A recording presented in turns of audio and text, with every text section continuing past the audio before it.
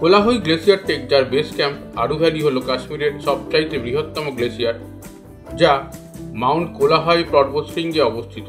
সমুদ্রপৃষ্ঠ থেকে এর উচ্চতা 5425 মিটার। এখানেও কিন্তু থাকার জন্য বেশ কিছু হোটেল রয়েছে। আপনারা চাইলে এখানেও একদিন কাটাতে পারেন। শীতের সময় এই পুরো ভ্যালিটাই বরফে ঢেকে যায়। এখান থেকে শ্রীনগর এয়ারপোর্টের দূরত্ব 107 কিলোমিটার।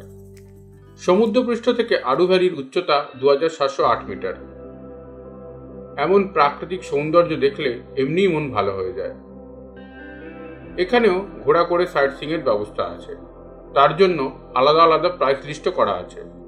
আপনারা চাইলে ঘোড়া করেও ভ্যালি এক্সপ্লোর করতে পারেন।